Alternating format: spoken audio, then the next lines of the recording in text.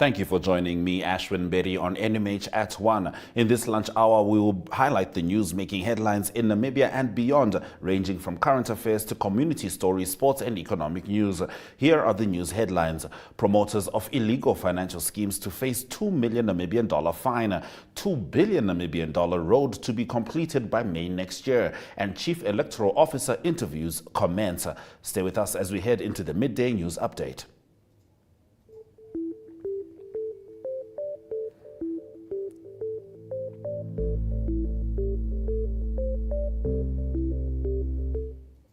The interview process for the Chief Electoral Officer position at the Electoral Commission of Namibia started this morning. Shortlisted candidates include Oscar Muyatwa, former NIPAM Director Michael Shivikua, ECN Director of Operations Pietra Sharma, former academic Vincent Sazita, and Legal Officer in the Office of the President Helmut Navaseb. The successful candidate will replace current Chief Electoral Officer Theo Mujoro once the process has concluded. Visual News brings you local stories from across Namibia right after the break. Stay with NMH at 1. Welcome to My.NA Cars, your ultimate destination for everything automotive. I am your host, Diana Master. Teamwork makes the dream work, right? Discover the latest models, innovative technologies, and expert insights from our passionate hosts. Learn essential maintenance tips and get exclusive behind-the-scenes access to the automotive industry. Don't miss My.NA Cars on NTV every Thursday at 2100 hours. Tune in and ignite your passion for automobiles.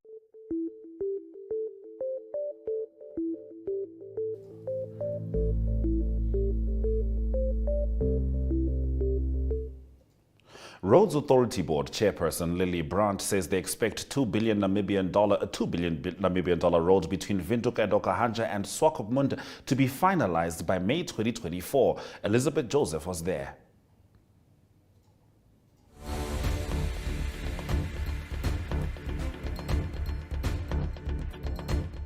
This particular road is one of the most, I think, important roads that we've undertaken over the last, let's say within the last 5 years.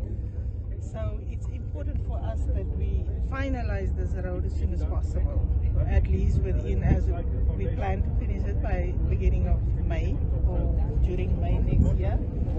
But it's important for all of us. It will improve the traffic between the coast, between the north and Windhoek, the coast and Windhoek, Okahanja and Windhoek.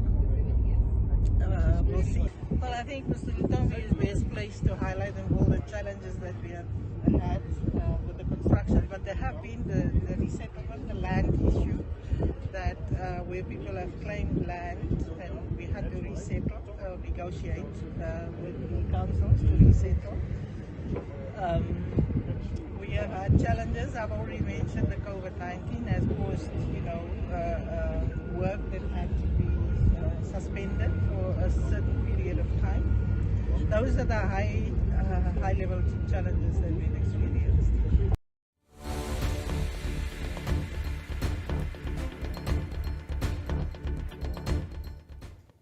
The Discover Namibia Intra-Africa MSME and Township Economy Expo kicked off yesterday. Organized by the Africa Economic Leadership Council and the Africa Tourism Group, the three-day event aims to boost township and rural communities. The expo is designed to facilitate knowledge exchange and networking opportunities among participants. Christine Khoebes, Minister in the Presidency, delivered the keynote address in Swakopmund yesterday on behalf of the President Hage Geingob.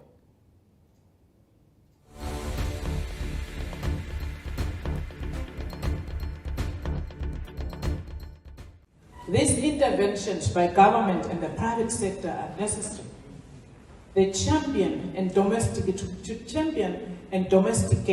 the transformational opportunity of reaching one single African market in our lifetime, particularly for young people and women to take full advantage of the opportunities presented through the implementation of the African Free Trade Area Agreement. Young people are searching for a way out from economic hardship and vulnerability towards economic inclusion and empowerment. The status quo cannot continue, and therefore government will continue to address structural imbalances hindering the economic aspirations of our young population.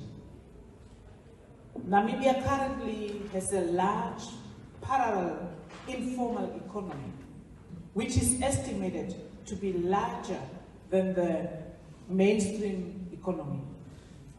The COVID-19 pandemic, cycles of drought and flooding, among other independent intervening variables, have contributed to the falling employment in key industries such as agriculture, tourism and hospitality, and manufacturing.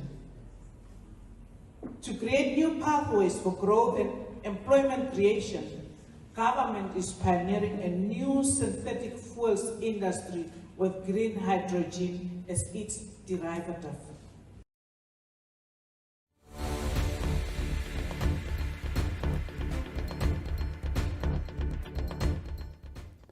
Stay with us because after the break, Namibian Sun leads us into the newspaper review segment. Welcome to What's Cooking, where culinary passion meets expert insights. Somebody must really want to cook and want to cook good food. Immerse yourself in the bustling world of professional kitchens as top chefs create mouthwatering dishes. Join us for in-depth interviews as our host explores the experiences and expertise of our guest chefs. Don't miss out. Tune in to What's Cooking on NTV every Friday at 2100 hours and let the culinary adventure begin.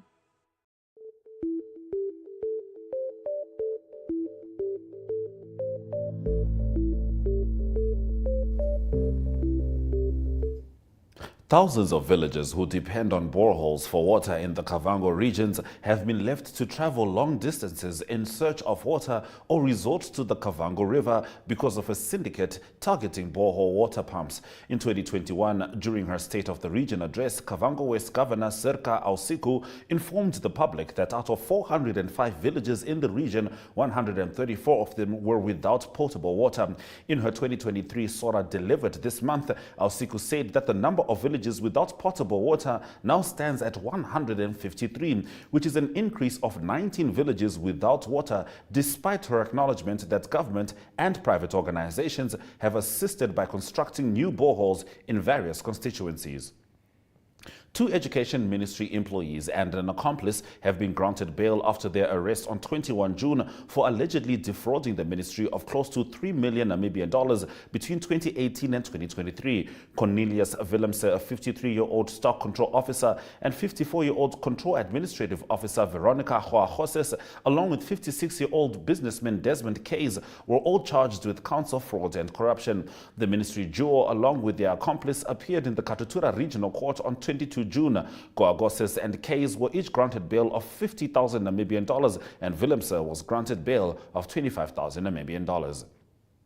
The chosen drilling rig from Total Energies arrived in Namibian waters this week and immediately began drilling in the deep waters of the Atlantic Ocean along Luderitz's coastal area. Several international news sites report that the contractor Northern Ocean has confirmed the arrival of the rig and subsequent drilling. This company's oil rig, Deep Sea Mira, already left Norway in April this year. This after the rig was already selected in December 2022 after Total Energies discovered oil at its Venus 1X borehole in March 2022. OffshoreEnergy.biz reports that the company experienced delays in loading the equipment and with the necessary maintenance en route to Namibia. Thanks to the installation of the latest technology, 5 government hospitals across the country have been linked together to enable remote diagnosis. It's the largest deployment of its kind in Namibia, with 5 hospitals that are closely linked, and despite the great distances that separate them. The Fujifilm Synapse Radiology Information System and Photo Archive and Communication System platforms serve the Windhoek Central and Katutura State Hospitals in the capital, the Oshakati and Onanjoke State Hospitals, as well as Rundu Interim Hospital. The race for green hydrogen production in Namibia is picking up speed, with even the role players pulling in the same direction, outdoing each other. Yesterday, a new study for a changing legal framework was presented, and elsewhere, the project was explained in more details to the media. That is what Algemene Zeitung in today's edition opens with. Amid the hype to turn the dream of green hydrogen into reality, the government is in a race against time to make the necessary changes to existing laws and create industry-specific legislation to regulate the emerging industry. On to page 2, AZ is attending to the German ambassador of Namibia, Herbert Beck, who is going back to Germany with his wife, Ulrike. Almost 3 and 4 years of his tenure were marked by the corona pandemic. Freelance journalist Sven-Erik Stanta interviewed him about the highlights and challenges of his work in Namibia. Asking him what he will miss the most, he quoted, "Most of all, I will miss the people of Namibia." Stay with us as we continue with the Namibian after the break.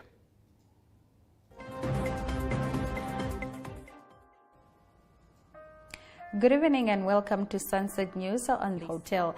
Ebenhard Ripunda presented. Services Minister Kalumbi Shangola delivered a powerful statement on behalf of the feasibility and implementation agreement for the green hydrogen. Hi, good day. My name is Vinny.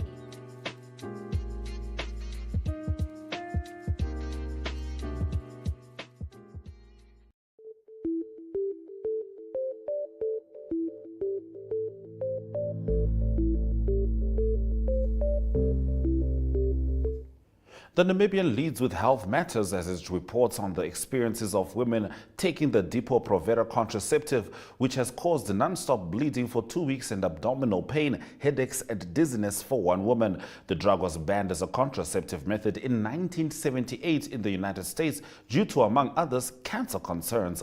This ban was, however, lifted in 1992. Lack of legal framework threatens green hydrogen projects, reports Namibian's page 3, as research reveals that these are being rolled out in a regulatory vacuum.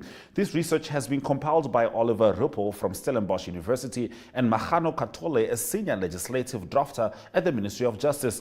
It warns that the capital costs and technological complexities associated with green hydrogen production require a supportive legal environment to foster investment security. Expectant women have become the victims of extreme weather and are suffering freezing temperatures at the Onanjokwe Intermediate Hospital, while others have contracted malaria and flu.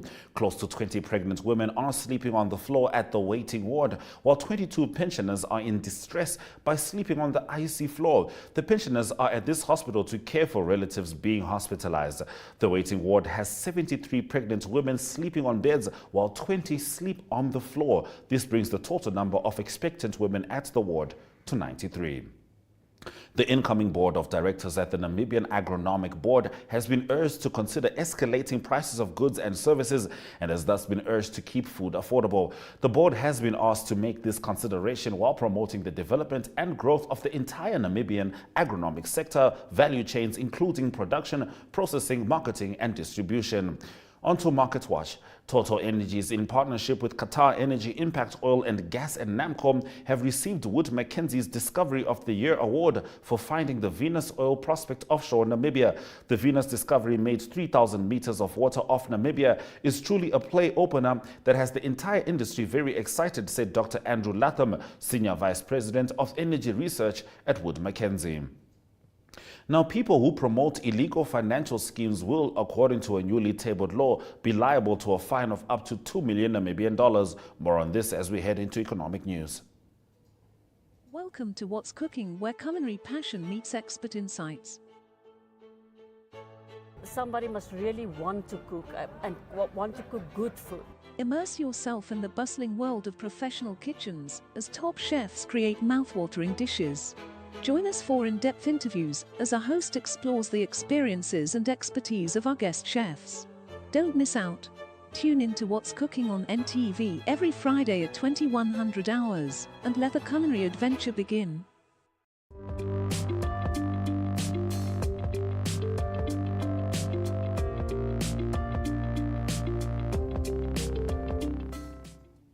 The Bank of Namibia has announced that people who promote illegal financial schemes will, according to a newly tabled law, be liable to a fine of up to 2 million Namibian dollars or 10 years in prison. This is part of a new bill set to amend the Banking Institutions Act. Amendments to the act are part of several bills parliamentarians are currently rushing to have signed into law to avoid the country being grey-listed by the Financial Action Task Force, with today being the deadline for strengthening Namibia's laws against money laundering, financial crimes and terrorism.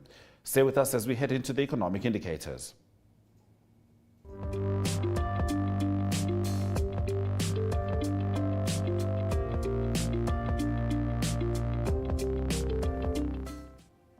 The Namibian dollar trades at 18.78 next to the US dollar, with 23.75 Namibian dollars getting you 1 British pound. Looking at NSX stock closing prices, Capricorn, First Rand and Letsego managed some upticks. Local index closed up 1.13%, whilst the local index closed down 1.27%. Gold, copper and platinum made some downturns, whilst Brent crude oil made an uptick of 0.15%.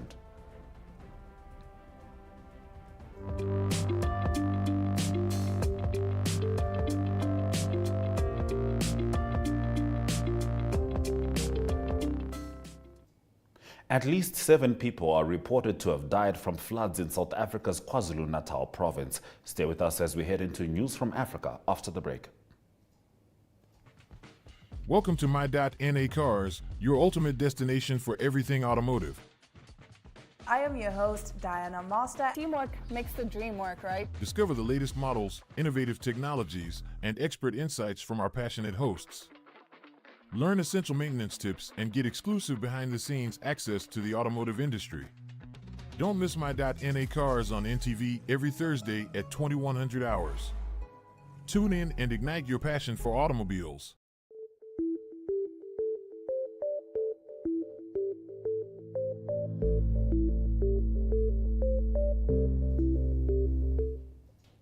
At least 7 people are reported to have died from floods in South Africa's KwaZulu-Natal province, with the death toll expected to rise. Many areas in the southeastern parts of the province are recovering from heavy rains and storms that hit earlier in the week. A body of a woman in her 20s and a teenage girl were the latest to be retrieved from a canal in the city of Durban. At least 70 homes have been destroyed and more than 150 people left homeless, according to the provincial authorities. Disaster management teams are still assessing the impact of the floods. Ethiopia has formally requested to join the BRICS alliance and says it's hoping for a positive response, according to Foreign Minister Meles Alem. BRICS, which is an acronym for Brazil, Russia, India, China and South Africa, is seen by some as an alternative to the G7 group of developed nations. Ethiopia is one of the biggest economies in Africa and has enjoyed an increase in trade with China and India, among others, but its economy has recently been ravaged by war and drought. Earlier this month, the BRICS group said they had received requests from dozens of countries, including a few African states, which wish to join the club of emerging economies. BRICS countries have a combined population of more than 3.2 billion people, making up about 40% of the world's roughly 8 billion people. Let's swing over to international news.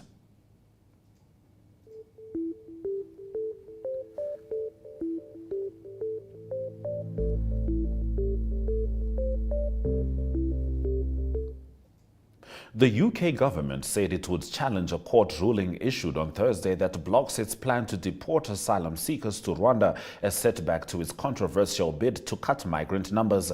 3 Court of Appeal judges ruled that Rwanda could not be considered a safe third country after a challenge to the policy by 10 migrants and a charity supporting asylum seekers.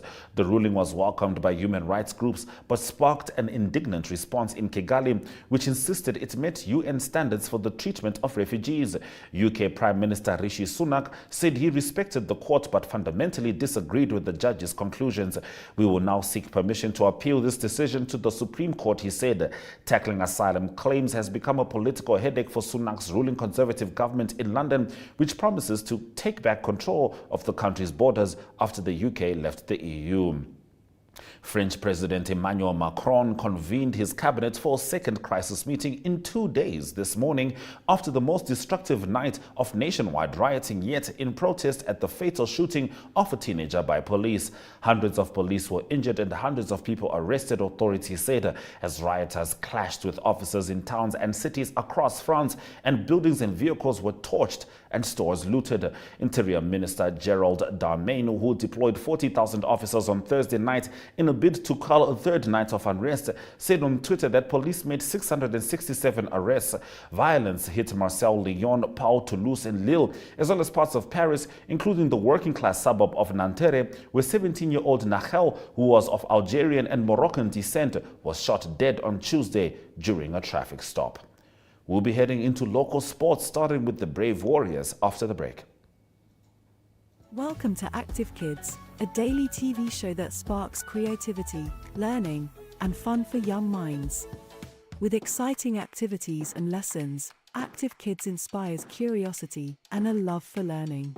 New face to the 15. The perfect mix of play and education. Don't miss out on the fun. Tune into Active Kids on NTV every weekday at 10 o'clock and let the adventure begin. In Mali, record-breaking Nono plates celebrate their second Teamwork birthday. makes the dream work, right? Stop the nonsense. And reformists are... End of our top stories on Africa. Good morning. Now, what are people saying? All right.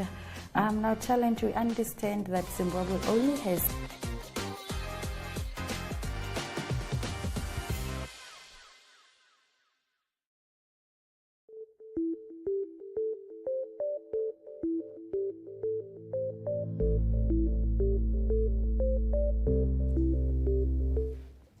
The Brave Warriors of Namibia are adding the final touches to their training ahead of their participation in the 2023 COSAFA Cup, which will be held in Durban, South Africa for the 6th consecutive year from 5 to 16 July. Head coach Colin Benjamin said they have been working a lot on intensity, not losing the ball, circulating and getting the free man open. This involves a lot of movement and responsibility. The Mariento Sports Club has bought land to develop their own facilities and players' housing units along with the high-performance center. The piece of land is situated opposite Natis Mariento and Hardap Emergency Unit Storage Warehouse of the Hardap Regional Council. Executive Chairperson and owner Frederick Ryder Jod said the high-performance center will serve not only MSC but the national teams as well. Namibia's under-16s yesterday suffered a 25-0 defeat against the Griquas in the under-16 Grand Como rugby competition when they failed to adapt to the slippery, muddy surface of the deteriorating pitch following overnight rain before match day 3 of the whole Lambo School Bollard in Pau. Following their previous wins this week against border country districts 45-19 and Zimbabwe 12-10, the under-16s tried hard and saw brief periods of promising build-up but were ruthlessly punished by the Griquas. Let's swing over to international sports. Welcome to What's Cooking, where culinary passion meets expert insights. somebody must really want to cook and want to cook good food. Immerse yourself in the bustling world of professional kitchens as top chefs create mouthwatering dishes. Join us for in-depth interviews as our host explores the experiences and expertise of our guest chefs. Don't miss out. Tune in to What's Cooking on NTV every Friday at 2100 hours and let the culinary adventure begin. Welcome to My.NA Cars, your ultimate destination for everything automotive. I am your host, Diana Master. Teamwork makes the dream work, right? Discover the latest models, innovative technologies, and expert insights from our passionate hosts. Learn essential maintenance tips and get exclusive behind-the-scenes access to the automotive industry. Don't miss My.NA Cars on NTV every Thursday at 2100 hours. Tune in and ignite your passion for automobiles.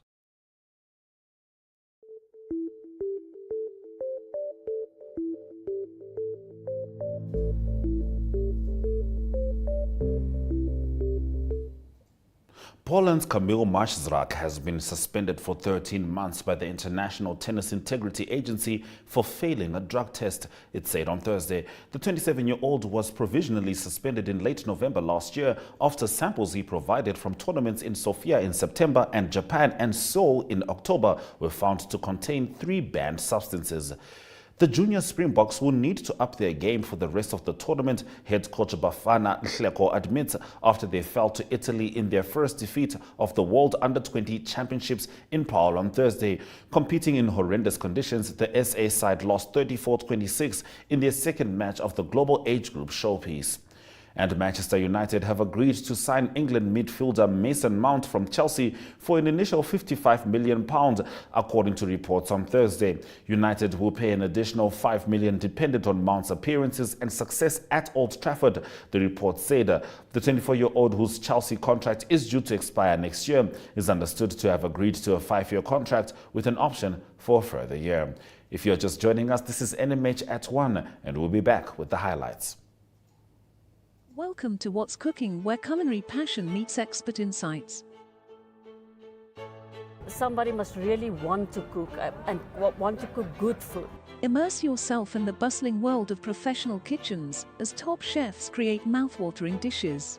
Join us for in-depth interviews as our host explores the experiences and expertise of our guest chefs. Don't miss out. Tune in to What's Cooking on NTV every Friday at 2100 hours and let the culinary adventure begin. Welcome to Active Kids, a daily TV show that sparks creativity, learning, and fun for young minds. With exciting activities and lessons, Active Kids inspires curiosity and a love for learning. New face to the 15.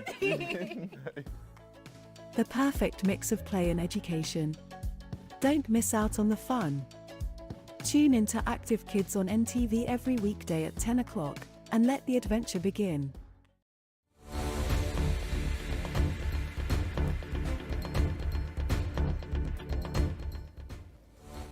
You are watching NMH at 1 on the last day of the month, and if you've just joined us, here are the news highlights from this afternoon's broadcast.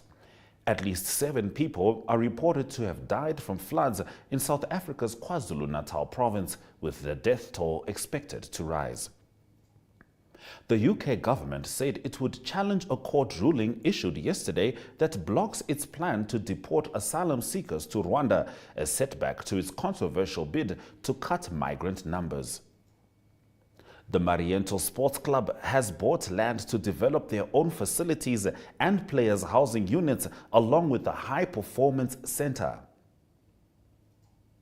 Those have been your highlights. Remember to tune in every weekday at 1 p.m. to spend your lunch hour with NMH at 1, catching up on the latest news in Namibia, Africa, and the world, ranging from current affairs to economic news, sports, and international headlines.